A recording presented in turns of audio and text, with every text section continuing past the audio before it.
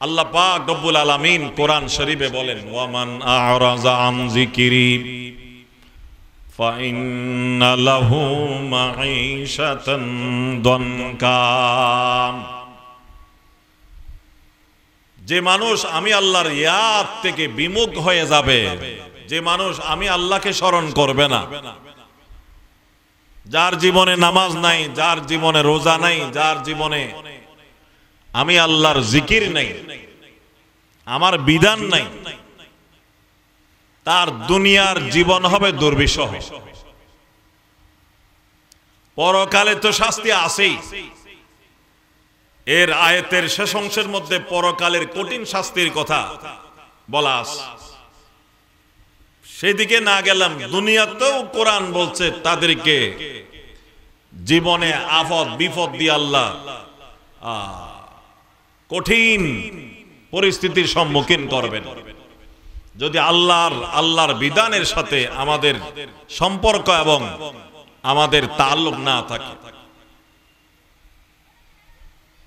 তাই আল্লাহর সাথে আমাদেরকে সম্পর্ক করতে হবে, আল্লাহর বিধান আমাদেরকে পালন করতে হবে, না হয় মুক্তির কোনো পথ নাই। যা ভুল ভ্রান্তি আমাদের হয়ে গেছে ওইগুলো থেকে তওবা করতে হবে, আল্লাহর কাছে মাফ চাইতে হবে। এমন না যে আমাদের ইসলাম ধর্ম, আমাদের নবীজির মাধ্যমে এত সুন্দর চমৎকার বিধান আমরা পেয়েছি যে মুসা আলাইহিস সালামের মতো কঠিন বিধান নেই যে গুনাহ করলে গুনার জন্য, শিরিক গুনাহ করলে শিরিক গুনার জন্য তাকে হত্যা করতে হবে। যেসব বনি ইসরাইল গরু পূজা করেছিল, মুসা সামিরি যে গরুর বাছুর তৈরি করেছিল তার পূজাই যারা লিপ্ত হয়েছিল একদল, আর একদল তাদেরকে বাঁধা দিয়েছিল, আর একদল পূজাও করে নাই, বাঁধাও দেয় নাই, নীরবতার ভূমিকা পালন করছিল। তিন দল হয়েছিল বনি ইসরাইল গরু পূজাকে কেন্দ্র করে। মুসা আলাইহিস সালামের মাধ্যমে আল্লাহ পাক রব্বুল আলামিন বিধান দিলেন, এখানে যারা গরু পূজা করেছে শিরক, তারা তো মস্ত বড় অপরাধী, তারা ক্ষমার অযোগ্য অপরাধ করেছে। আর যারা নীরবতা পালন করেছে, গরু পূজাও করে নাই, গরু পূজারীদেরকে নিষেধ করে নাই, তারাও অপরাধ করেছে। কেন?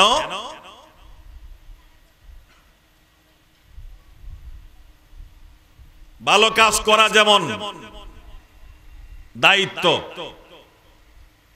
গুনাহ বর্জন করা যেমন দায়িত্ব, আরেকজনকে ভালো কাজ করার আদেশ করা, গুনাহ বর্জনের আদেশ দেওয়া, এটাও দায়িত্ব। আমর বিল মারুফ নাহি আনিল মুনকারের। সেটা না করলেও গুনাহ হয়। আল্লাহ তাআলা মুসা আলাইহিস সালামের মাধ্যমে বললেন, যারা তোমরা গরু পূজাও করো নাই, গরু পূজারীদেরকে নিষেধ করো নাই, তোমরা অপরাধ করেছো। তোমরা অসৎ কাজ থেকে নিষেধ না করার কারণে তোমরাও পাপিষ্ঠ, তোমাদেরকেও সাজা ভোগ করতে হবে। হ্যাঁ, যারা এখানে নাহি আনিল মুনকার, অসৎ কাজ থেকে নিষেধ করার দায়িত্ব পালন করেছে, গরু পূজারীদেরকে কঠোরভাবে নিষেধ করেছে, বারবার তাদেরকে বুঝাইছে গরু পূজা না করার জন্য, এরা গুনাহগার নয়, তাই তাদের তওবার দরকার নাই। বাকি দুই দলকে তওবা করতে হবে। বনি ইসরাইলের ঘটনা বলছে, গরু পূজারী যারা আছে তোমাদেরকেও তওবা করতে হবে, যারা নীরবতা পালন করেছো তোমাদেরকেও তওবা করতে হবে। এখন গরু পূজারীদের তওবা কি, নীরবতা পালনকারীদের তওবা কি? মুসা আলাইহিস সালামের মাধ্যমে আল্লাহ তাআলা জানালেন, গরু পূজারীদের জন্য তওবার একটাই পথ, তাদের গুনাহ মাফের একটাই পথ, তাদেরকে হত্যা করতে হবে। আর নীরবতা পালনকারীদের তওবার পদ হলো গরু পূজারীদেরকে হত্যা করতে হবে। তাদেরকে গরু পূজারীরা এক জায়গায় হাজির হবে, বসে পড়বে।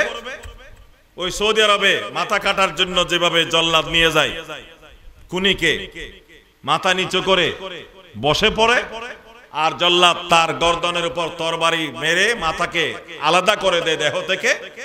ওইভাবে সবাই বসে পড়বে, নীরবতা পালনকারীরা হাতে তরবারি নিয়ে এদেরকে হত্যা করবে।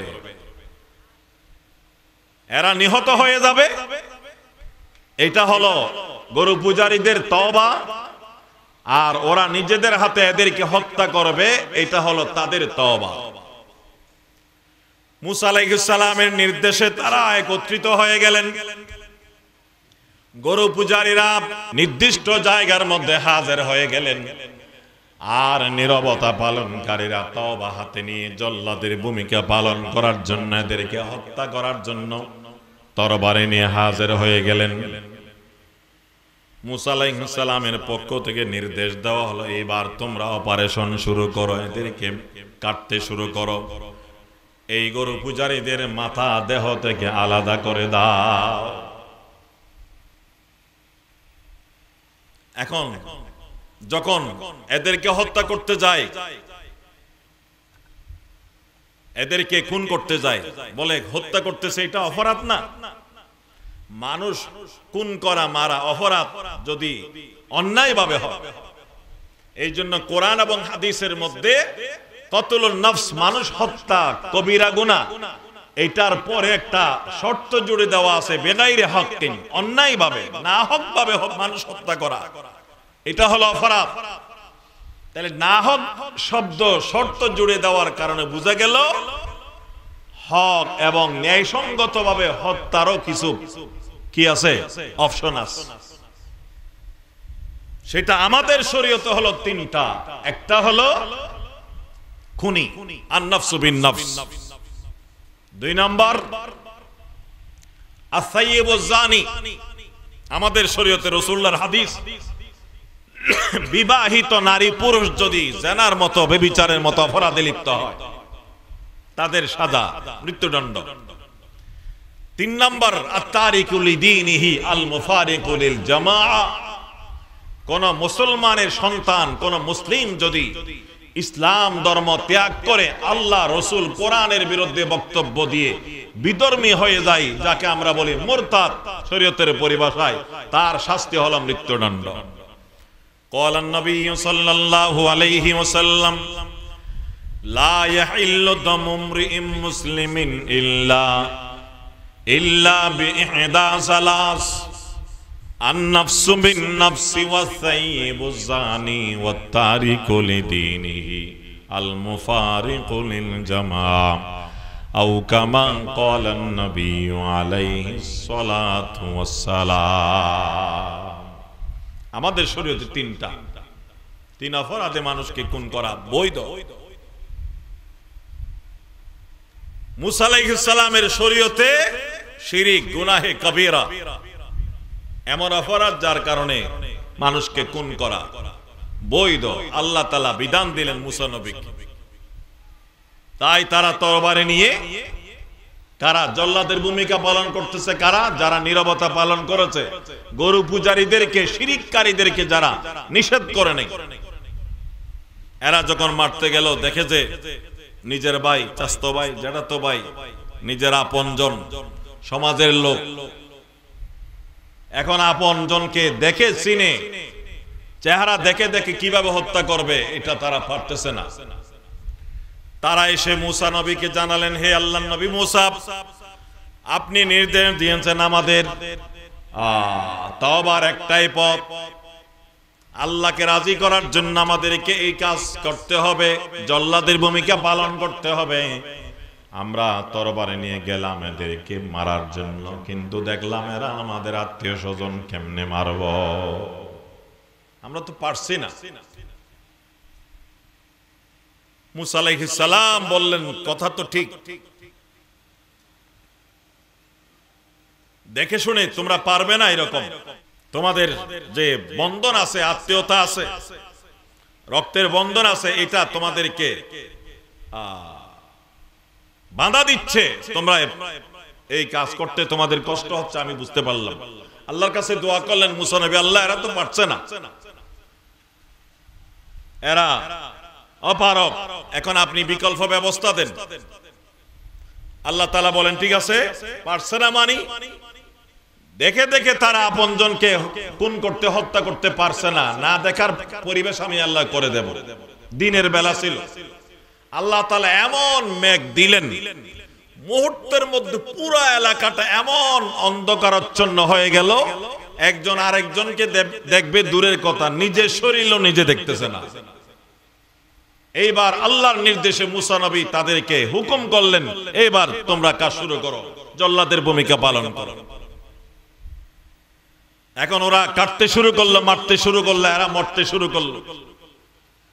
ওই গরু পূজার শাস্তি দেওয়া হচ্ছে।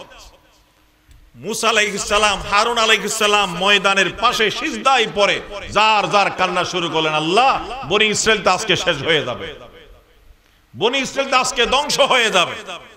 এরা গুনাহ করলো, এরা তো তোমার নবী ইয়াকুব আলাইহিস সালামের আওলাদ,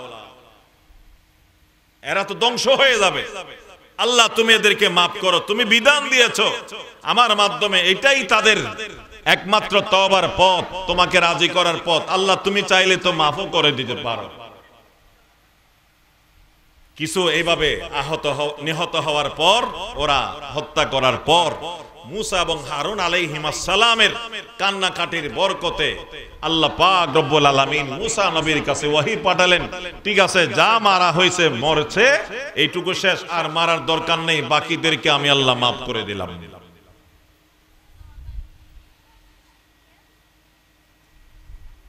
তাহলে তওবার মাধ্যমে আল্লাহকে রাজি করতে হবে। ওখানে বিধান ছিল কঠিন, এই কথাটা উল্লেখ করার জন্য আমি ওখানে গেলাম। মুসা আলাইহিস সালামের শরীয়তে বিধান অনেক কঠিন ছিল, অনেক কঠিন বিধান। আমরা কত মানুষ কত পাপ করেছি, আমি জানি, আমার আল্লাহ জানে, হয়তো দুনিয়ার আর কেউ জানে না। আল্লাহ গোপন রাখেন। কিন্তু মুসা আলাইহিস সালামের ওখানে, বনি ইসরাইল ওখানে একটা কঠিন বিধান ছিল। রাতের বেলা নিজের ঘরের ভিতরে বা নিজের অফিসের ভিতরে বা নিজের গুদামের ভিতরে কি অপরাধ করলো, কি দুই নাম্বারি করলো, কি বেজাল দিল, কি করলো না করলো, দরজার মধ্যে কম্পিউটারের লেখার মতো লেখা উঠে যেত, অমুক রাতের বেলা এই কাজ করেছে। যত লোক আসবে ওই লেখা দেখবে। আল্লাহ তাআলা আমাদেরকে কত হেফাজত করেছে।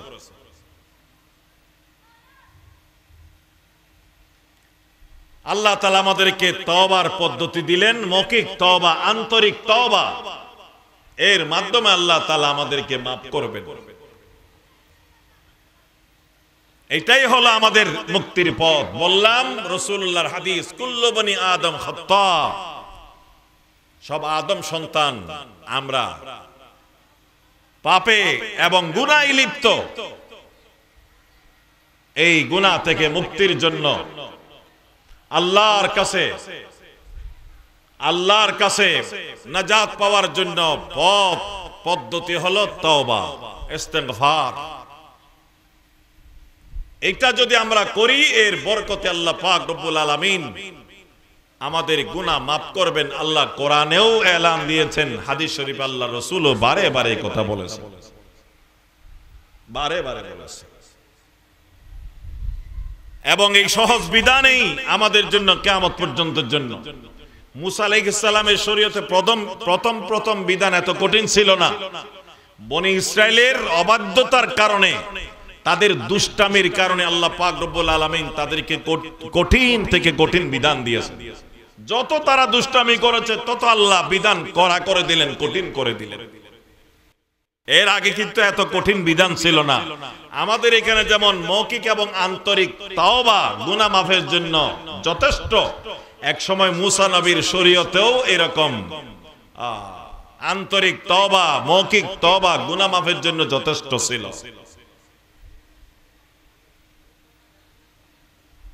যেমন আজকে আমাদের দেশে বৃষ্টি হচ্ছে না, মানুষ এককভাবে দলবদ্ধভাবে বিভিন্ন জায়গাতে দোয়ার আয়োজন করছে। মুসা আলাইহিস সালামের জমানায়, শুরুর জমানায়, কঠিন বিধান আসার আগে একবার এরকম দুর্ভিক্ষ দেখা দিল। পুরা দেশে দুর্ভিক্ষ, পুরা মুলকে শামে দুর্ভিক্ষ, পানি নাই কোথাও, পান করার পানি নাই, গাছপালা মরে যেতে শুরু করলো। প্রাণীর প্রাণ রক্ষার জন্য পানির সংকট হয়ে পড়ল। দলবদ্ধভাবে মুসা আলাইহিস সালামের কাছে আসলো বনি ইসরাইল। আল্লাহর নবী মুসা, আল্লাহর দরবার আপনি দোয়া করুন যেন আল্লাহ তাআলা আমাদের জন্য রহমতের বৃষ্টি বর্ষণ করেন, আমাদেরকে তিনি মাফ করে দেন। মুসা নবী বললেন, আজকে নয়, আগামীকাল তোমাদেরকে নিয়ে আমি খোলা আকাশের মধ্যে গিয়ে আল্লাহর কাছে দোয়া করব যেন আল্লাহ তাআলা রহমতের বৃষ্টি বর্ষণ করেন। আগামীকাল সকালবেলা তোমরা সবাই বের হয়ে আসবে, খোলা আকাশের মধ্যে তোমাদেরকে নিয়ে আল্লাহর দরবারে দোয়া করব। ৭০,০০০ বনি ইসরাইল একত্রিত হলো। মুসা আলাইহিস সালাম তাদেরকে নিয়ে আল্লাহর দরবারে দোয়া শুরু করলেন। দীর্ঘ সময় দোয়া করলেন, অনেক লম্বা দোয়া। অন্য সময় যে কোন দোয়া করলে মুসা আলাইহিস সালাম আল্লাহর পক্ষ থেকে সাথে সাথে ওই দোয়া কবুলের বার্তা চলে আসতো, সাথে সাথে আল্লাহর পক্ষ থেকে কবুলিয়তের মেসেজ চলে আসতো। আজকে এত লম্বা দীর্ঘ দোয়া করলেন কিন্তু কবুলিয়তের কোনো লক্ষণ নেই। আকাশের মধ্যে বৃষ্টি দূরের কথা, মেঘও দেখা যাচ্ছে না।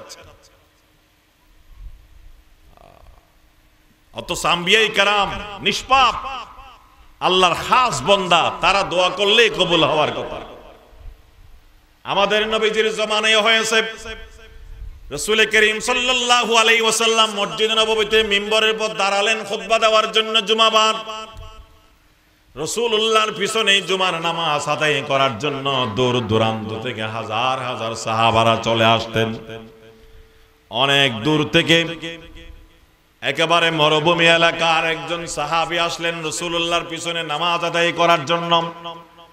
আল্লাহর নবী যখন মিম্বরের উপর দাঁড়ালেন খুতবা দেওয়ার জন্য, ওই দূরের মরুভূমির সাহাবী তিনি দাঁড়ালেন। দাঁড়িয়ে বললেন, ইয়া রাসূলুল্লাহ, আমাদের এলাকায় পানির অভাব, বৃষ্টি নাই, পুকুরের মধ্যে কূপের মধ্যে কোনো পানি নাই, নদীর মধ্যে পানি নাই, হাউজের মধ্যে পানি নাই, পানির সংকট। ইয়া রাসূলুল্লাহ, আপনি দোয়া করুন যেন আল্লাহ তাআলা আমাদের জন্য রহমতের বৃষ্টি নাযিল করেন। রাসূল করিম সাল্লাল্লাহু আলাইহি ওয়াসাল্লাম ওই খুতবার মাঝখানে হাত তুলে তাদের জন্য রহমতের বৃষ্টির দোয়া করলেন। আল্লাহ, অমুক এলাকার মানুষ পানির অভাবে আপনার কষ্টের মধ্যে আছে, তুমি তাদের জন্য বৃষ্টি বর্ষণ করো। অনাবৃষ্টির কারণে তোমার বান্দারা কষ্ট পাচ্ছে, আল্লাহ তুমি বৃষ্টি বর্ষণ করো। হাদিসের বর্ণনাকারী সাহাবী বলেন, রাসূল করিম সাল্লাল্লাহু আলাইহি ওয়াসাল্লাম হাত তুলে দোয়া করলেন, মুনাজাত করলেন। হাত নামানোর আগে আগে দেখলাম আকাশ মেঘাচ্ছন্ন হয়ে গেল। আমরা নামাজ থেকে ফারেক হওয়ার আগে আগেই বৃষ্টি বর্ষণ হওয়া শুরু হয়ে গেল। সুবহানাল্লাহ। এবং ওই যে এলাকার মানুষটা বৃষ্টির জন্য আল্লাহর নবীর কাছে দোয়া চাইলো, ওই এলাকার মধ্যে লাগাতার পুরো এক সপ্তাহ রাত দিন বৃষ্টি বর্ষিত হলো। এমন বৃষ্টি হলো ওখানে রাস্তাঘাটের মধ্যে পানি জমা হয়ে গেল। পরের জুমার মধ্যে আবার ওই লোক এসে বলেন, ইয়া রাসূলুল্লাহ, আমাদের এলাকায় যথেষ্ট হয়েছে পানি, আর পানির প্রয়োজন নাই। পুরো এক সপ্তাহ রাত দিন বৃষ্টি হয়েছে, আমাদের যত পানির প্রয়োজন সব পানি আলহামদুলিল্লাহ জমা হয়ে গেছে। পুকুর এবং খাল বিল নদী নালা সবগুলো পানিতে ভরপুর হয়ে গেছে। এর চেয়ে যদি আর বেশি বৃষ্টি হয় তাহলে আমাদের আবার জলবদ্ধতার কারণে কষ্ট হয়ে যাবে। ইয়া রাসূলুল্লাহ, আর বৃষ্টির প্রয়োজন নাই, এবার আপনি আল্লাহকে বলেন যেন বৃষ্টি বন্ধ করেন। রাসূল করিম সাল্লাল্লাহু আলাইহি ওয়াসাল্লাম হাত তুলে আল্লাহর দরবারে দোয়া করলেন। ওই জায়গা সারা ডানে বামে আল্লাহর নবী হাতের ইশারায় বললেন, আল্লাহুম্মা হাওয়ালাইনা ওয়ালা আলাইনা, আল্লাহুম্মা হাওয়ালাইনা ওয়ালা আলাইনা। আয় আল্লাহ, আমাদের উপর, এই এলাকার উপর, কাঙ্ক্ষিত এলাকার উপর প্রচুর পরিমাণে বৃষ্টি বর্ষিত হয়েছে, আর বৃষ্টির প্রয়োজন নাই, আর পানির প্রয়োজন নাই।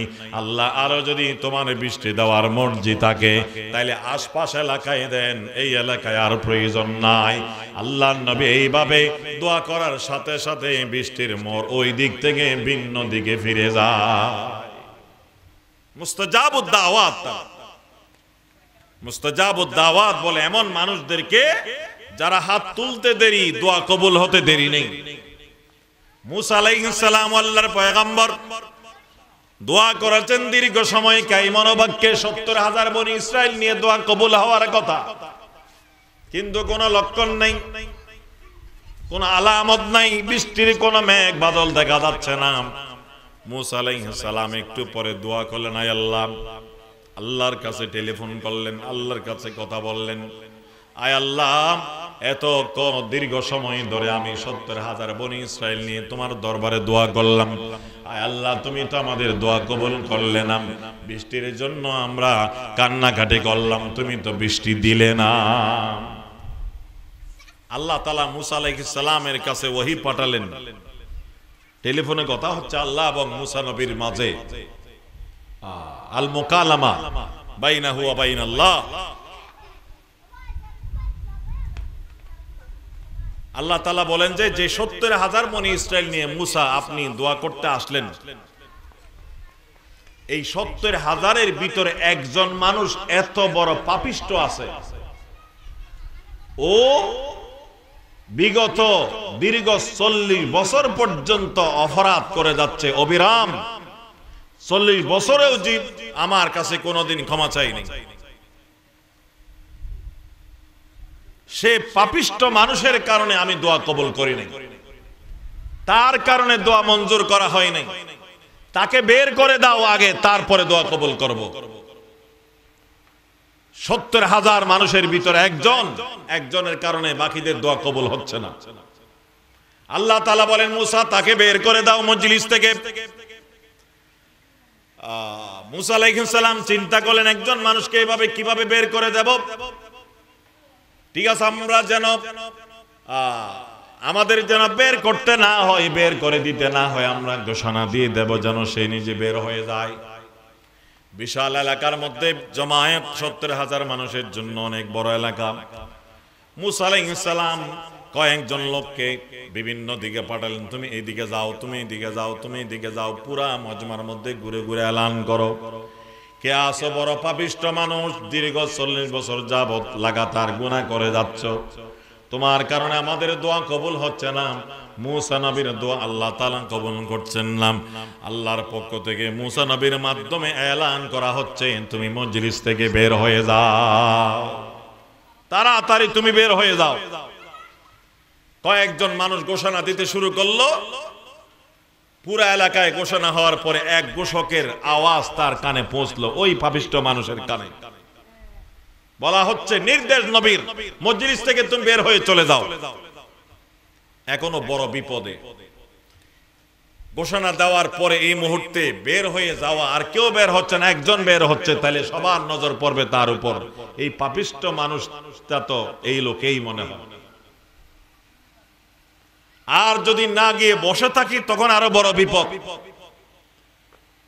আল্লাহ তাআলা হয়তো মুসা নবীকে মেনশন করে, এখন না বললেও পরের বার হয়তো মেনশন করে বলে দিতে পারেন, যে মানুষটার কথা বলছিলাম ও মজলিসের অমুক কর্নারে বসছে, তার পোশাক এইরকম, চেহারা এইরকম। আল্লাহ তাআলা এইভাবে যদি মুসা নবীকে বলে দেন, আর মুসা নবী যদি বলেন, এই কোয়ালিটির যে মানুষটা মজলিসে বসা আছে তাকে বের করো তোমরা, তাকে অনুসন্ধান চালিয়ে বের করে এবং তাকে মজলিস থেকে বের করে দাও, তখন তাকে একেবারে সর্বনাশ।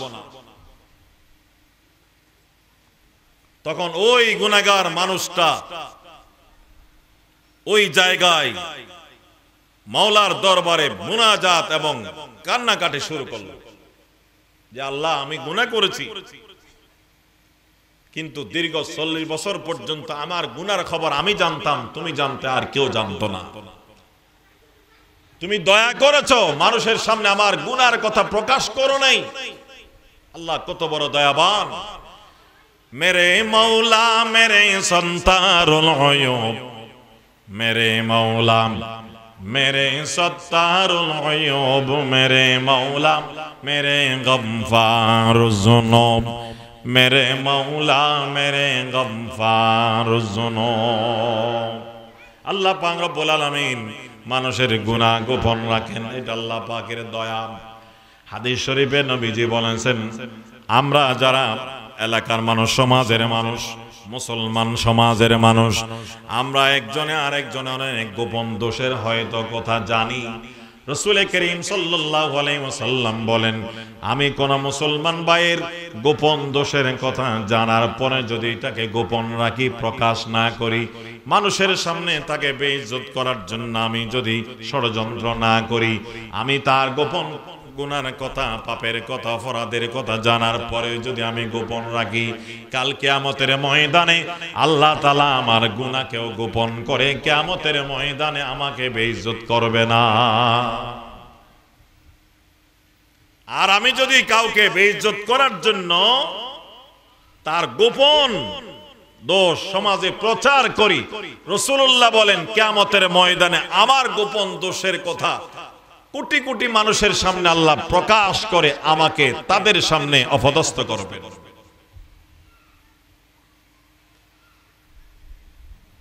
আল্লাহ পাক রব্বুল আলামিন মানুষের অপরাধ গোপন রাখেন। আল্লাহ তো সবকিছু জানেন, জানার পরে গোপন রাখেন, সুযোগ দেন তওবা করার জন্য।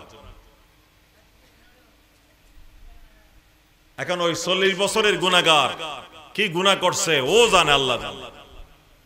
নিশ্চয়ই ভয়ঙ্কর কোন গুনাহ করেছে, না হলে তার কারণে, মজলিসে উপস্থিত থাকার কারণে সে মুসা নবীর দোয়া আল্লাহর দরবারে কবুল হচ্ছে না, এবং আল্লাহর পক্ষ থেকে দ্বিতীয়বার মুসা নবীকে বলা হলো তাকে মজলিস থেকে বের করে দাও, এরপরে দোয়া কবুল হবে। তখন সে যার যার কাঁদতে শুরু করল, আল্লাহ এখন যদি আমি বের হয়ে যাই তখন আমি বেইজ্জত হব, মানুষ মনে করবে আমি সেই লোক।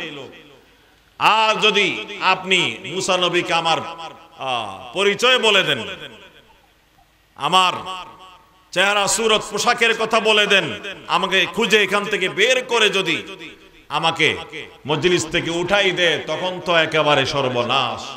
আল্লাহ তুমি 40 বছর আমার উপর রহম করেছো, আজকেও তুমি আমার উপর রহম করো। 40 বছর তুমি আমাকে দয়া করেছো, বেইজ্জত করো না, আজকেও তুমি আমাকে বেইজ্জত করো না। মওলা আমি তোমার সাথে আমি ওয়াদাবদ্ধ হচ্ছি, আল্লাহ মওত পর্যন্ত আমি আর গুনাহ করব না। খাঁটি তওবা যাকে বলে। ইয়া আইয়ুহাল্লাযীনা আমানু তুবু ইলাল্লাহি তাওবাতান নাসুহা আসা রাব্বুকুম আন ইউকাফফিরা আনকুম সাইয়্যাতিকুম। আল্লাহ তাআলা কোরআন মাজিদের মাধ্যমে বলেন, হে ঈমানদাররা, তোমরা আল্লাহর দরবারে খাঁটি ভাবে তওবা করো, খাঁটি তওবা, তাওবাতান নাসুহা আসা রাব্বুকুম আন ইউকাফফিরা আনকুম সাইয়্যাতিকুম। যদি খাঁটি তওবা করো, আল্লাহ পাক রব্বুল আলামিন তোমাদের तमाम গুনাহ maaf করে দেবে।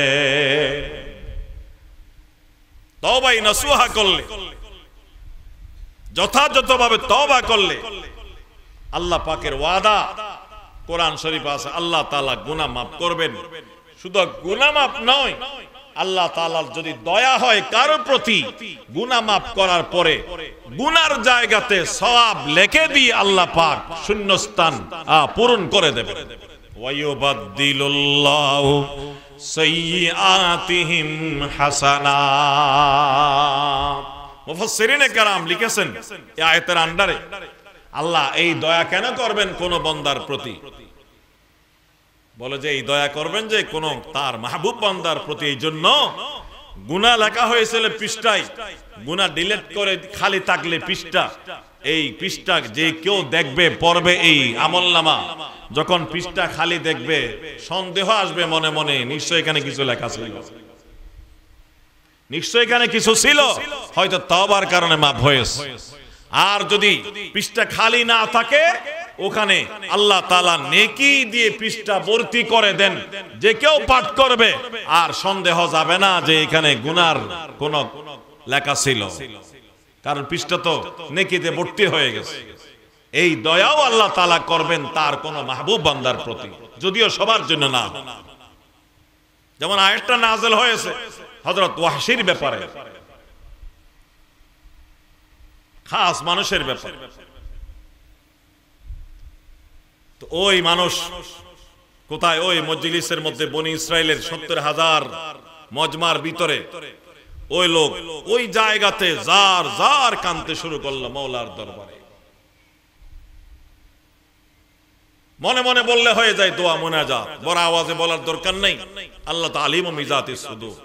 হ্যাঁ, বড় আওয়াজেও করা যায়, ছোট আওয়াজেও করা যায়, দোয়াও জিকিরও। কেউ যদি জিকির আস্তে আস্তে করে সেটাও যায়, কেউ যদি জিকির বড় আওয়াজে করে সেটাও কি যায়। কেউ যদি কোরআন শরীফ বড় আওয়াজে পড়ে মানুষের অসুবিধা না হয় মতো, তাহলে সেটাও যায়। কেউ আস্তে আস্তে পড়লে সেটাও যায়। রাসূল করিম সাল্লাল্লাহু আলাইহি ওয়াসাল্লাম শেষ রাত্রে তাহাজ্জুদের নামাজের টাইমে আবু বকর সিদ্দিক রাদিয়াল্লাহু তাআলা আনহুর বাড়ির দিকে গেলেন। দেখলেন আবু বকর সিদ্দিক রাদিয়াল্লাহু তাআলা তার ঘরের মধ্যে একেবারে ছোট ছোট আওয়াজে তেলাওয়াত করছেন, দোয়া মুনাজাত করছেন, একেবারে ছোট আওয়াজ। এরপরে ওমরের বাড়িতে গেলেন, দেখলেন ওমর একেবারে বিকট আওয়াজে চিল্লাই চিল্লাই কোরআন শরীফ পড়ছে এবং দোয়া মুনাজাত করছে। ফজরের নামাজের পর রাসূল দুজনকে ডাকলেন, আবু বকর তোমাকেও দেখতে গেলাম, ওমর তোমাকেও দেখতে গেলাম। আবু বকর তোমাকে দেখলাম তুমি একেবারে ছোট আওয়াজে, তুমি ছাড়া আর কেউ না শুনো মতো এইভাবেই দোয়া মুনাজাত তেলাওয়াত করছো। ওমর তোমাকে দেখলাম বিকট আওয়াজে করছো, কার কি রহস্য? আবু বকর তুমি এত আস্তে কেন করলা, কারণ বলো। ওমর তুমি এত জোরে কেন করলা, কারণ বলো। আবু বকর সিদ্দিক জবাব দিলেন, ইয়া রাসূলুল্লাহ ইন্নী আসমাইতু মান নাজাইতু, হে আল্লাহর পয়গম্বর আমি তো মুনাজাত করছি আমার রব্বে করিম মওলাই করিম আল্লাহ পাক রব্বুল আলামিনের সাথে। আমার তো জানা আছে আপনিও বলেছেন আমার আল্লাহ ছোট আওয়াজে কথা বললেও সরাসরি শুনে। আল্লাহ তো একেবারে কাছে। ওয়া ইযা সাআলাকা ইবাদি আন্নী ফাইন্নী করিব, হে আমার নবী আমার বান্দারা, আমি আল্লাহর ব্যাপারে যদি আপনার কাছে প্রশ্ন করে আমি আল্লাহ কোথায়, কাছে নাকি দূরে, আপনি বলে দেন ফাইন্নী করিব, আমি আল্লাহ আমার বান্দার একেবারে নিকটে, একেবারে কাছে। অন্য আয়াতে বলছেন আল্লাহ ওয়া নাহনু আকরাবু ইলাইহি মিন হাবলিল ওয়ারিদ, আমি তার শাহী রব থেকে আরো নিকটে। হযরত আবু বকর সিদ্দিক বললেন, ইয়া রাসূলুল্লাহ যাকে আমি ডাকছি তাকে তো আমি শুনাই দিলাম, ইন্নী আসমাআতু কাদ নাজাইতু, যাকে আমি ডাকছি তাকে তো আমি শুনাই দিয়েছি, তিনি তো আস্তে বললেও শুনেন, জোরে বলার কি দরকার? এই জন্য আমি আস্তে আস্তে বলি। ওমরকে জিজ্ঞাসা করলেন তুমি কেন জোরে জোরে পড়ো? তখন ওমর বললেন দুই কারণে, এক নম্বর শয়তানকে বিতাড়িত করার জন্য, দুই নম্বর শুধু আমি করলে তো হবে না, এখানে আশপাশে ঘরের মধ্যে যারা আল্লাহর বান্দারা আছে অনেকে ঘুমাচ্ছে, তাদেরকে জাগ্রত করাই দেওয়ার জন্য, ঘুম ভাঙাই দেওয়ার জন্য আমি জোরে জোরে করছি। রাসূল করিম সাল্লাল্লাহু আলাইহি ওয়াসাল্লাম বলেন, আবু বকর তোমারটাও রাইট, ওমর তোমারটাও রাইট, তোমারটাও সঠিক, তবে আবু বকর তুমি আরেকটু আওয়াজকে বড় করলে ভালো, এত আস্তে না। ওমর তুমি যেভাবে বড় আওয়াজে করো ওইরকম না, আরেকটু কম করলে ভালো। লিবারেলে চলে আসো, মধ্যম পন্থায় চলে আসো।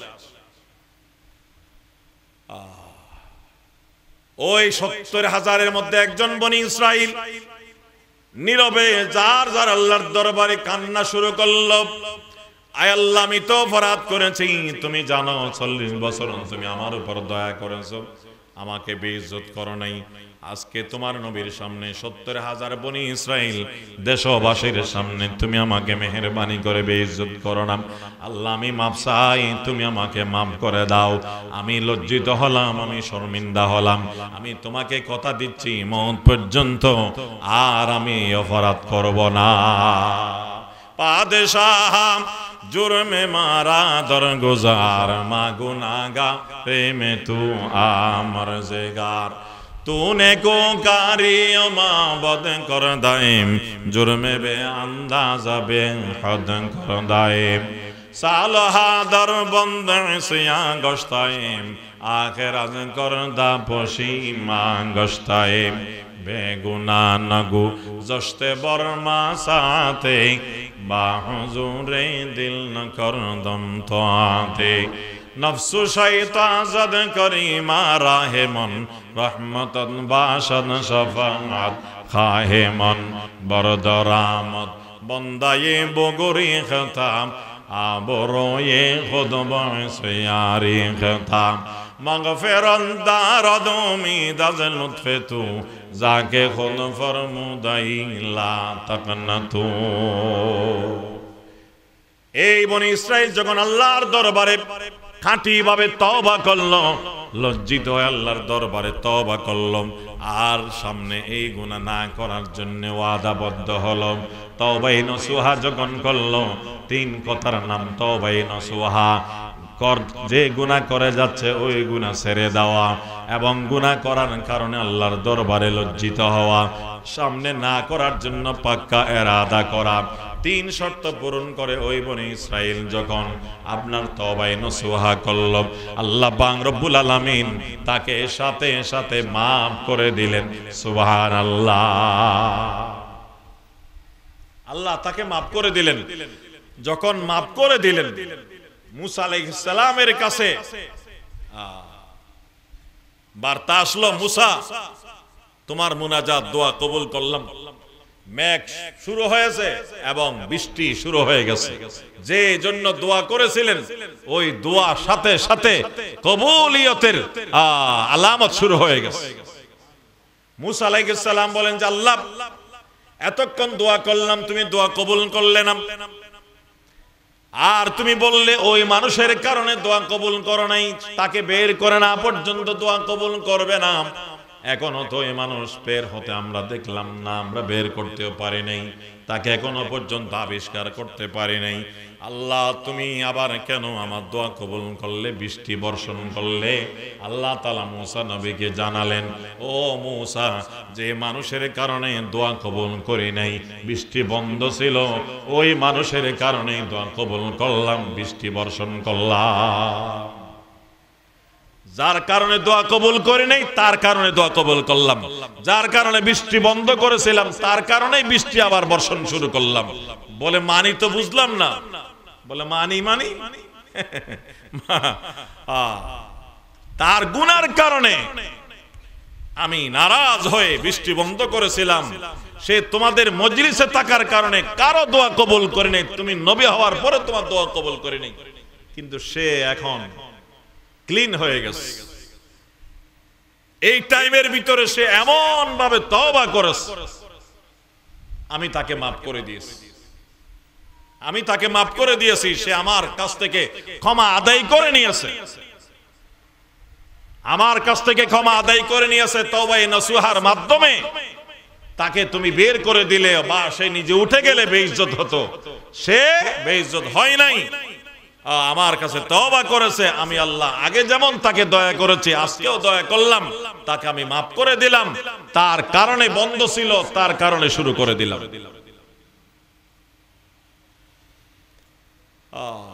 তো এই যে আমাদের দুর্বিষহ জল এবং স্থলের মধ্যে বিভিন্ন ফাসাদ, বিভিন্ন অনিয়ম, এইগুলো সব আমাদের গুনার কারণে। কোরআনের কথা আল্লাহ পাক বলেন, যাহারাল ফাসাদু ফিল বাররি ওয়াল বাহরি বিমা কাসাবাত আইদিন নাস।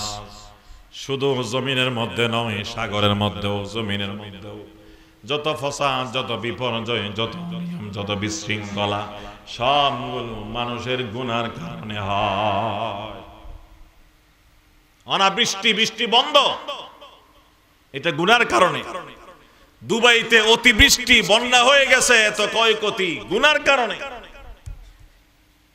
এইগুলো থেকে বাঁচার পথ তওবা এবং ইস্তেগফার। নূহ আলাইহিস সালাম তার কওমকে ওয়াজ করছেন, ফাকুলতুস্তাগফিরু রাব্বাকুম ইন্নাহু কানা গফফারা ইউরসিলিস সামাআ আলাইকুম মিদরারা ওয়া ইউমদিদুকুম বিআমওয়ালিন ওয়া বানিন ওয়া ইয়াজআল লাকুম জান্নাতিন ওয়া ইয়াজআল লাকুম আনহারা। নূহ আলাইহিস সালাম বলেন, আমার জাতি, আমার কওম, তোমরা আল্লাহর কাছে ইস্তেগফার করো, আল্লাহর কাছে গুনাহ মাফ চাও। যে যে যত বড় গুনাহগার তত বড় তওবা করো, যে যত বেশি তওবা গুনাহ করেছো তত বেশি তওবা করো, যে যতবার গুনাহ করেছো ততবার তওবা করো। ইস্তাগফিরু রাব্বাকুম, তোমরা তোমাদের রবের কাছে তওবা করো। ইন্নাহু কানা গফফারা, এমন নয় যে আল্লাহ তুমি গুনাহ করেছো রাগ করে তোমাকে ক্ষমা করবেন না, বরং তুমি যদি যথাযথ তওবা করো, শর্ত পূরণ করে যদি তওবা করো, নিশ্চয়ই তিনি বড় ক্ষমাশীল, তোমাকেও ক্ষমা করবেন। আর তোমাদের গুনার কারণে যে বৃষ্টি বন্ধ হয়েছিল, ইউরসিলিস সামা আলাইকুম মিদরারা, ইস্তেগফার করলে, গুনাহ মাফ চাইলে, তওবা করলে আল্লাহ পাক রব্বুল আলামিন তোমাদের জন্য আসমান থেকে জরুরত এবং প্রয়োজন মোতাবেক বৃষ্টি বর্ষণ করবেন। ইউরসিলিস সামা আলাইকুম মিদরারা ওয়া ইউমদিদুকুম বিআমওয়ালিন ওয়া বানিন, ইস্তেগফার করলে তিনি তোমাদেরকে সম্পদ দান করবেন, সন্তান দান করবেন। ওয়া ইয়াজআল লাকুম জান্নাতিন ওয়া ইয়াজআল লাকুম আনহারা, এবং তিনি তোমাদেরকে বাগান দান করবেন, নদ নদী দান করবেন। তোমাদের জন্য বাগান সৃষ্টি করবেন, নদ নদী পানিতে ভর্তি নদী নালা আল্লাহ তাআলা তৈরি করে দেবেন, সৃষ্টি করে দেবেন, যদি তোমরা ইস্তেগফার করো। قال النبي صلى الله عليه وسلم من لزم الاستغفار جعل الله له من كل هم فرجا ومن كل ضيق مخرجا ورزقه الله من حيث لا يحتسب। আল্লাহর নবী বলেন, আমাদের প্রাণপ্রিয় নবীজি বলেন, মান লাজিমাল ইস্তেগফার, যে মানুষ ইস্তেগফারকে আবশ্যক করে নেবে, ভাত খাইবা না খাই, নাস্তা করিবা না করে, ঘুম যাইবা না যাই, ইস্তেগফার ছাড় নাই। সকালে ইস্তেগফার, একেবারে না পারলে 10 বার, মধ্যম হলে 100 বার, বেশি পারলে 1000 বার।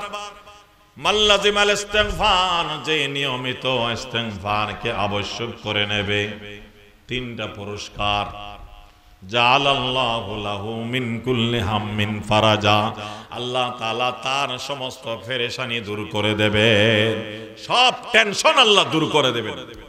আল্লাহ রাসূলের সহিহ হাদিস, ওয়া মিন কুল্লি যিকিম মাখরাজা, এবং সমস্ত অভাব, সমস্ত বিপদ থেকে তিনি তাকে মুক্তি দান করবেন। ওয়া রাযাকাহুল্লাহু মিন হাইসু লা ইয়াহতাসিব, এবং আল্লাহ পাক রব্বুল আলামিন তাকে এমন ভাবে রিজিক দান করবেন, সে কল্পনাও করতে পারবে না কিভাবে তার কাছে রিজিক আসে। কিসের কারণে? আমল কি? ইস্তেগফার, আল্লাহর কাছে তওবা করা, আল্লাহর কাছে মাফ চাওয়া। একটা ঘটনা বলে আলোচনা শেষ করছি। হযরত হাসান বসরি রাহমাতুল্লাহি আলাইহি, বিশিষ্ট তাবেঈ, সরগরুহে আউলিয়া, তাজুল আউলিয়া, সমস্ত আউলিয়ায়ে কেরামের সরদার, হযরত আলীর শীর্ষ শাগরিদ হযরত হাসান বসরি রাহমাতুল্লাহি আলাইহি বসে আছেন, ছাত্র খাদেম মুরিদান বসে আছে। এক লোক আসলো মরুভূমি এলাকার, দূর দূর থেকে এসে বলে যে, হুজুর, আমাদের এলাকায় দুর্ভিক্ষ চলতেছে, দুর্ভিক্ষ, খানা নাই, পানি নাই, কি আমল করব?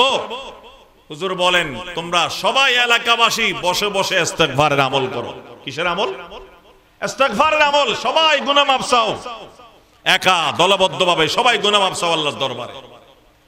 আরেকজন আসছে, আরেকজন এসে বলে হুজুর হুজুর খুব অভাবের মধ্যে আছি, টাকা নাই, পয়সা নাই, খানা নাই, খুব অভাব। এই অভাব কেমনে যাবে? কোন একটা আমল বলেন। হযরত হাসান বসরি রাহমাতুল্লাহি আলাইহি বলেন, ইস্তিগফার আমল করো। তুমি তোমার পরিবারের সদস্য সবাই মিলে রাত দিন সকাল বিকাল ইস্তিগফারের আমল করো। আল্লাহ তাআলা ইস্তিগফারের বরকতে তোমাদের অভাব দূর করবেন। আরেকজন এসে বলে হুজুর আমি কৃষক মানুষ, বাগানে চাষ করি, কিন্তু কোথাও পানি নাই, নদীর মধ্যেও পানি নাই, নালার মধ্যে পানি নাই, বাগান মরে যাওয়ার উপক্রম, কি আমল করব? হাসান বসরি বলেন ইস্তিগফারের আমল করো। তুমি সব সময় ইস্তিগফারের আমল করতে থাকো, আল্লাহ তাআলা তোমার বাগানকে তরুতাজা করবেন। বাগানের জন্য যে পানির প্রয়োজন পাশে পানির ব্যবস্থা করে দেবেন। আরেকজন আসছে হুজুর বলে, হাজির হয়ে বলে হুজুর বিয়ে করেছে, অনেক বছর হয়ে গেল, কোনো সন্তান নাই, আমার বিবিও পেরেশান, আমি পেরেশান, আমার শ্বশুরালয় পেরেশান, আত্মীয় স্বজন সবাই পেরেশান, কি আমল করলে আল্লাহ সন্তান দান করবেন? হাসান বসরি বলেন তোমরা গিয়ে ইস্তিগফারের আমল করো, আজ থেকে ইস্তিগফারের আমলকে রুটিন বানায় নাও। ইস্তিগফারের আমলের বরকতে আল্লাহ তোমাকে সুসন্তান দান করবে। রোগী 4-5 রকম, সবাইকে ওষুধ দিছে একটা। এরপরে একজন সচেতন মুরিদ খাদেম আরজ করলেন আদবের সাথে, হুজুর ঘটনা তো কিছু বুঝলাম না। একজনে বলে আমার এলাকায় দুর্ভিক্ষ, আরেকজন বলে আমার অভাব, আরেকজন বলে বাগানে পানি নাই, বাগানের ফলমূল নষ্ট হচ্ছে, আরেকজন বলে সন্তান হচ্ছে না। সবাইকে আপনি ওষুধ দিলেন একটা, কেন? এর পিছনে কোনো দলিল আছে? বা এটা কেন বললেন যদি একটু ব্যাখ্যা করে বলতেন। হযরত হাসান বসরি বলেন, হ্যাঁ শোনো দলিল। আউযু বিল্লাহি মিনাশ শাইতানির রাজিম। তিনি কোরআন শরীফের আয়াতটা তাদের সামনে তেলাওয়াত করে দিলেন।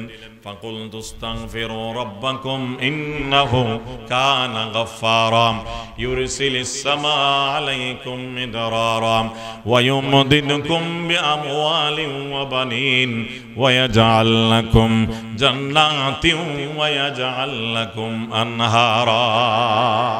সবাই আরবি তো বুঝে, সবাই বুঝতে পারলো। এই আয়াতের তাফসীর করেছেন হযরত হাসান বসরি রাহমাতুল্লাহ আলাইহি আমলি ভাবে। এই আয়াতের মধ্যে আল্লাহ তাআলা ইস্তিগফারের যে সমস্ত উপকারিতার কথা বলেছেন, এগুলো সব তো এখানে আছে। এই আয়াতের উপর নজর দিয়ে তিনি সবাইকে এই সবক দিয়েছেন, এই ওষুধ বলেছেন। আল্লাহ তাআলা আমাদেরকেও ইস্তিগফারের আমল করার ফরায়েজ ওয়াজিবাত, যে ফরজ বিধানগুলো আছে, ওয়াজিব বিধান আছে শরীয়তের, এইগুলো পালন করব, সুন্নাত মুআক্কাদা পালন করব, গুনাহ থেকে দূরে থাকব। এরপরেও যদি গুনাহ ছোটখাটো হয়ে যায়, তওবা ইস্তিগফার করতে দেরি করব না। ইস্তিগফারের আমল করতে থাকলে আল্লাহ তাআলা দেখবেন সব বিপদ আপদ থেকে আমাদেরকে মুক্তি দান করবেন, পেরেশানি দূর করে দেবেন, অভাব দূর করে দেবেন, এবং আল্লাহ তাআলা টেনশন মুক্ত জীবন দান করবেন। আল্লাহ আমাদের সকলকে বুঝার আমল করার তৌফিক দান করুন। আমিন সুম্মা আমিন। ওয়া আখিরু দাওয়ানা আনিল হামদুলিল্লাহি রাব্বিল আলামিন ওয়া সাল্লাল্লাহু তাআলা আলা খাইরি খালকিহি মুহাম্মদ ওয়া আলিহি ওয়া আসহাবিহি আজমাইন।